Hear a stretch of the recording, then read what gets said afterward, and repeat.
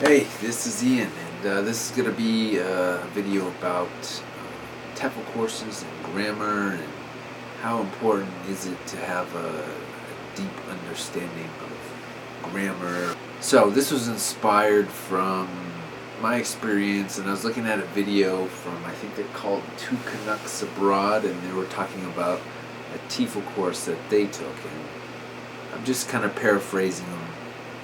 You'll see below or in the link to the page. They made a comment saying that the course that they took was like a good refresher for grammar, for learning grammar and the rules and stuff like that, but it didn't really learn how to teach. So, I mean, I'm just paraphrasing them. Now, my experience, the first course that I took, part of it also had a strong focus on grammar. And in my experience, is that important? For the most part, I say I don't think so. I don't think it's very important. The reason why I think it's not important is basically because you're not going to use. Of course, it's important to have basically perfect grammar, because your students are going to emulate you, and if you're speaking incorrectly, your students are going to be speaking incorrectly too. But is it important to know, like, for instance, like the rules and the definitions of grammar? If someone asks you, what's a modal verb, or what's an auxiliary verb, or what's the present continuous form of blah blah blah, is that important to know? I would say for the most part it isn't. And if you're teaching children or beginners, your students aren't going to ask you these kinds of questions. Basically, the materials that you're going to work with, they'll be studying different tenses, of course, depending on their level, different tenses and whatnot. But it's not like you go into the lesson saying, okay, everybody, today we're going to study the present continuous form of blah, blah, blah. Your students are going to be looking at you like, what is he talking about? Or what is she talking about? They're not going to understand that, and it's not important for them. The only kind of students that are going to ask these kinds of questions might be like very high level learners.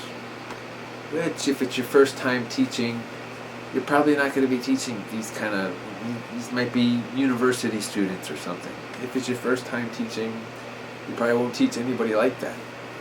You could if you taught in like a after school program, but it's not very likely. And even then, those students are not that likely to ask you those sorts of questions.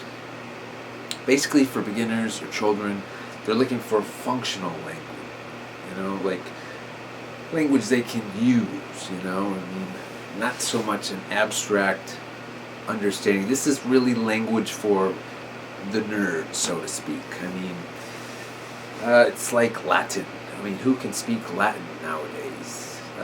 Nobody. Just a few so-called nerds, right? People who are really into something about something. Maybe it's the plants. They're really into, I'm thinking of my dad, actually. He could name like the Latin name of so many different kinds of plants. But this, for the normal person, they don't speak like that, So, yeah, it's not very useful. Like I said, it's only going to be at the higher levels where you might get a question like that. Oh, and another TEFL provider, I was looking at their website, and they said that it's really important that a TEFL course has a focus on that. And in my experience, in my years teaching abroad, I got very few of those questions. And when I did, they were mostly from a non-native co-teacher, not a student. I can't remember one question like that from a student. I can remember them from a few co-teachers that didn't speak. These are like, Korean or Taiwanese or Chinese co-teachers, not students. Okay.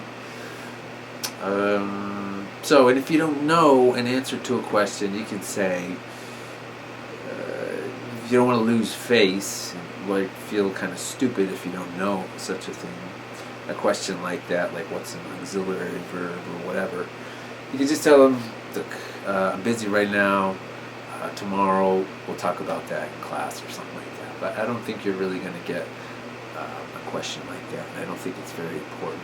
I think it's much more important that you end up, if you're looking at a TEFL course and thinking about taking a TEFL course, it's much more important that you find a practical one.